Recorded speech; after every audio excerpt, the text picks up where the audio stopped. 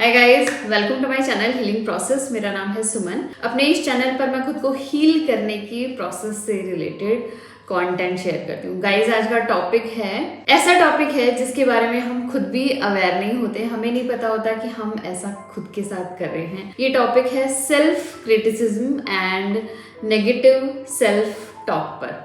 Guys, actually क्या होता है कि हम इतना ज़्यादा खुद के साथ इस सेल्फ टॉक या फिर मोनोलॉग में इंडल्ज रहते हैं कि हमें खुद ही नहीं पता होता कि एक्चुअली हम क्या कर रहे हैं। ये मोनोलॉग जो है या ये जो सेल्फ टॉक है इतनी ज़्यादा फ्रिक्वेंट है एंड इतनी ज़्यादा प्रेजेंट है हमारे साथ कि हम ये भूल जाते हैं कि हम हमारे साथ क्या कर रहे हैं और हम किस टाइप की सिचुएशन में हैं। इट्स लाइक कि डेविड फॉस्टर वॉलेस का द वाटर कॉन्सेप्ट। एक्चुअली मैंने उनकी एक कमेंसमेंट स्पीच में सुना था।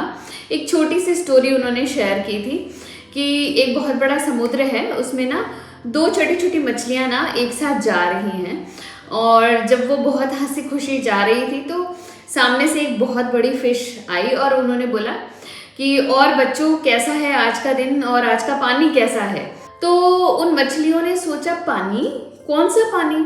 और वो एक दूसरे से बात करते करते जा रही थी कि पानी, हमने तो कभी देखा ही नहीं पानी क्या होता है। एक्चुअली ऐसा ही हमारे साथ होता है। अगर हम किसी भी सिचुएशन में longer period of the time रहते हैं ना, तो हम उस सिचुएशन से खुद को आइडेंटिफाई करने लग जाते हैं। अब ये जो मोनोलॉग और जो मेंटल चैटर हमारे माइंड में चल रहा होता है ना, अगर हम इससे अवेयर नहीं हुए तो हम इस मेंटल चैटर को ना खुद ही समझने लग जाते हैं और हमें नहीं पता चलता हम खुद को कितना ज़्यादा क्रिटिसाइज कर रहे होते हैं। जैसे कि एवरी सिंगल डे की लाइफ में ना हम घर से ऑफिस से घर आ जाते हैं, घर आकर सो जाते हैं, फिर नेक्स्ट सेम ही टाइप का ना डे शुरू हो जाता है और हमें नहीं पता चलता कि हम एक ऑटो पायलट सिस्टम में हैं। हमें ये नहीं पता चलता कि हम इस मैट्रिक्स में एक्चुअली फंस गए हैं। ये जो मैट्रिक्स है वो हमारी लाइफ को ना गवर्न कर रही है।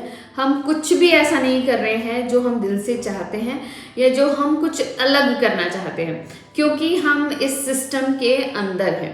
तो जब तक हम इस सिस्टम के अंदर रहेंगे ना, तो हम इस सिस्टम से बाहर निकलकर कुछ डिफरेंट नहीं कर सकते हैं। मैनी अ टाइम्स गाइज, मेरे साथ ऐसा हुआ है, मेरा पर्सनल एक्सपीरियंस है कि जब मुझे बहुत ज़्यादा क्रिटिसिज्म सुनने की आदत हो गई, क्रिटिकल बातें सुनने की आदत हो गई बहुत टाइम तक, और हमें पता है कि हम बचपन से बड़े होते हैं तब तक हम बहुत ज़्यादा क्रिटिसाइज होते हैं।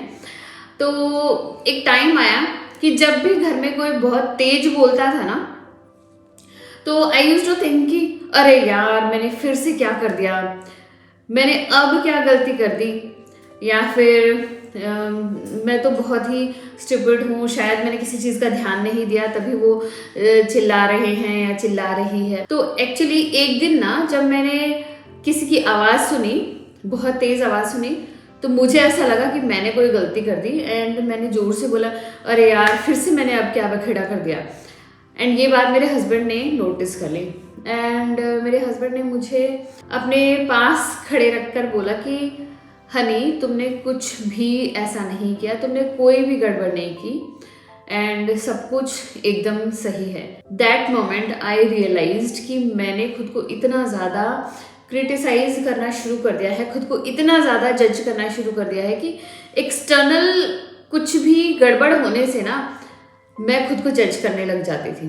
ऐसा ही हमारा ये जो मेंटल चैटर है ना, ये हमें हर टाइम कुछ ना कुछ बोलता रहता है और हम खुद को, हमारा जो सेल्फ एस्टीम है, हमारा कॉन्फिडेंस है ना, टाइम के साथ डिक्रीज होता जाता है। ये जो क्रिटिसिज्म जो हमेशा चलता रहता है ना, इट्स लाइक वो वाटर। हम उस क्रिटिसिज्म में है और हमें नहीं पता चल रहा कि ये क्रिटिसिज्म जो है ना हम पर इतना ज़्यादा हावी हो रहा है। एक्चुअली जब भी मैं दूसरों के साथ अपना कंपैरिजन करती थी ना, तब ये चीज़ बहुत ज़्यादा बढ़ जाती थी, क्योंकि कंपैरिजन करने से मुझे ऐसा लगता था कि शायद मैं उनके जैसा नहीं कर पा रही हूँ या नहीं कर रही हूँ। तो एक सेंस ऑफ कंपैरिजन जो था मेरे मन में, उसने भी इस क्रिटिसिज्म को, इस मेंटल चैटर को ना बहुत ज़्यादा बढ़ा दिया। देन जो मैंने किया इस क्रिटिसिज्म को चेंज करने के लिए, इस नेगेटिव सेल्फ टॉक को ओवरकम करने के लिए, वो मैं शेयर करती हूँ आपसे। पहली चीज जो मैंने की वो है कंपैरिजन तो किया, लेकिन that comparison was full comparison. वो मैंने कंपैरिजन लाइफ के हर एरिया में करना शुरू कर दिया। फॉर एग्जाम्पल, मैं पहले कंपैरिजन करती थी कि एक विमेन है और वो विमेन है ना अपने घर का बहुत अच्छे से क्लीनिंग करती है और ऑर्गेनाइज करके रखती है। तो जैसे ही मैंने उसको देखा ना, तो मेरे अंदर एक इनसिक्योरिटी आ गई और मैं खुद को क्रिटिसाइज करने लगी, यार मैं क्यों नहीं करती हूँ, मुझे करना चाहिए इस चीज़ को, मैं हमेशा ऐसी क्यों बनी रहती हूँ, मुझे क्यों नहीं दिखाई देता जो उनको दिखाई देता है। उनको तो हर जगह डर्ट दिखाई देती है और वो क्लीन कर लेते हैं, लेकिन मुझे तो डर्ट दिखाई ही नहीं देती, तो मैं क्लीन किसको करूँ, तो मुझे क्यों नहीं दिखता है। इस तरीके से ना मैं खुद को ब्लेम करती थी। बट ये कंपैरिजन है ना, एक बहुत ही छोटा सा पीस था उनकी लाइफ का। मैंने उनकी लाइफ को कंप्लीटली नहीं देखा था, बट जो मैंने उनकी लाइफ को देखकर उतना सा पार्ट परसीव किया था ना, उसके अकॉर्डिंग मैंने अपने आप को बहुत ज़्यादा जज किया। लेकिन इस कंपैरिजन का मोड जब चेंज कर लिया ना, तो आई वॉज रिलीव्ड। इस नेगेटिव सेल्फ टॉक से मुझे बहुत ज़्यादा रिलीव मिल गया। वो ये था कि अगर मैंने किसी के साथ खुद का कंपैरिजन किया है ना, किसी के एक लाइफ के एरिया से खुद का कंपैरिजन किया है, तो मैं उनकी पूरी लाइफ के एरियाज को एक्सप्लोर करती कि क्या वो एक लेडी है क्योंकि मैं भी एक लेडी हूँ, क्या वो वर्किंग है क्योंकि मैं वर्किंग हूँ, क्या उनके भी 2 बच्चे हैं क्योंकि मेरे 2 बच्चे हैं। अगर उनका एक बच्चा हुआ, मेरे 2 बच्चे हुए, तब तो डिफरेंस आ गया ना कि 2 बच्चों को संभालना डिफिकल्ट होता है। तो क्या वो अपने इन लॉज के साथ रह रही है क्योंकि मैं अपने इन लॉज के साथ रह रही हूँ।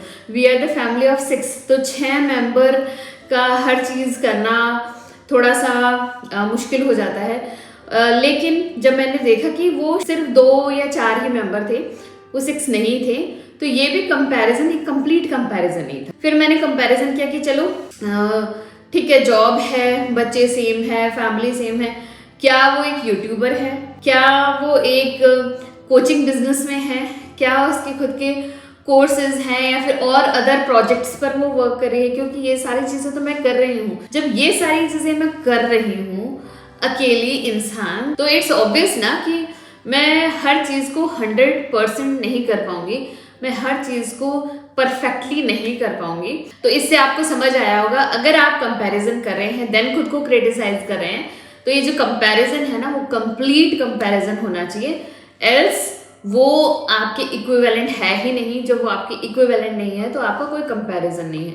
जब कंपैरिजन नहीं होगा तो सेंस ऑफ जजमेंट और नेगेटिव सेल्फ टॉक भी कम हो जाएगी। नंबर 2 की, जब भी हम खुद के साथ इस तरीके की नेगेटिव सेल्फ टॉक कर रहे हैं, तो वी हैव टू अंडरस्टैंड कि ये चीज़ें हम खुद के साथ कर रहे हैं, लेकिन क्या हम यही वर्ड्स और यही सेंटेंसेस अपनी सिस्टर के साथ यूज़ कर सकते हैं, अपनी फ्रेंड के साथ यूज कर सकते हैं? आपको आंसर मिलेगा नहीं। मैं इतनी वियर्ड और इतनी बेकार सेल्फ टॉक खुद से करती थी, इतना ज़्यादा खुद को जज और क्रिटिसाइज करती थी कि जैसे ही मैंने इस जगह पर अपनी सिस्टर को रखा, तो मैंने कहा नहीं, मैं कभी भी अपनी सिस्टर को ऐसी एडवाइस नहीं दे सकती, इस तरीके से क्रिटिसाइज नहीं कर सकती, क्योंकि वो एक ह्यूमन बीइंग है, एक फीमेल है, बच्चों की माँ है और उसका अपना घर है, तो वो इतनी सारी चीज़ें वो नहीं संभाल सकती, तो मुझे थोड़ा लीनियंट होना पड़ेगा।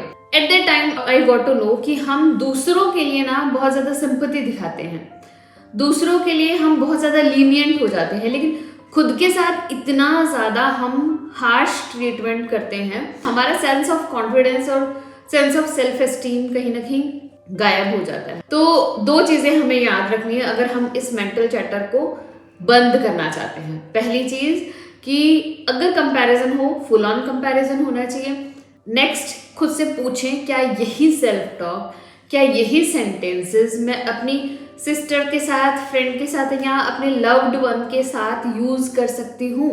अगर नहीं कर सकती हूँ तो मैं अपने लिए क्यों कर रही हूँ, जबकि मुझे खुद के साथ पहले प्यार करना चाहिए, खुद के साथ सेल्फ कंपैशन रखना चाहिए। और हम करते क्या हैं, हम दूसरों के साथ इतना ज़्यादा कंपैशनेट्स होते हैं और दूसरों के साथ इतना ज़्यादा कनेक्शन और सिंपैथी रखते हैं और खुद को ही भूल जाते हैं। एक्चुअली हमें खुद को हमेशा चीयर करना चाहिए, हमेशा खुद के साथ सिंपैथी रखनी चाहिए, खुद के साथ कंपैशन रखना चाहिए नो मैटर व्हाट। चाहे आपसे कोई भी गलती क्यों ना हो जाए, लेकिन आपको खुद को माफ करना आना चाहिए। आप बहुत आसानी से दूसरों को माफ कर देते हैं, लेकिन आप खुद को माफ नहीं कर पाते हैं। तो यही चीजें हमें चेंज करनी है। आपसे बढ़िया आपके लिए कोई भी चीयर लीडर इस दुनिया में नहीं हो सकता, क्योंकि अगर आप खुद को क्रिटिसाइज कर सकते हैं ना, तो आप अपना खुद का चीयर लीडर भी बन सकते हैं। हमें हमारा चीयर लीडर बनना है, जो कि दुनिया में कोई भी आपके लिए बनने के लिए नहीं आएगा। आपको खुद ही ये स्टेप लेना है। जब आपने खुद को क्रिटिसाइज किया था तो किसी ने आपको कहा थोड़ी ना था, तो यहाँ पर आपको कोई भी नहीं कहेगा। You have to be your own cheerleader. हमेशा खुद के साथ कंपैशन और सिंपैथी भी रखनी है। आई होप आपको ये दोनों ही टिप्स अच्छे लगे होंगे। अगर आपको आज का वीडियो अच्छा लगा तो प्लीज़ लाइक कीजिएगा, मेरे चैनल को सब्सक्राइब कीजिएगा। मिलते हैं ऐसे इंटरेस्टिंग वीडियो में, तब तक के लिए बाय।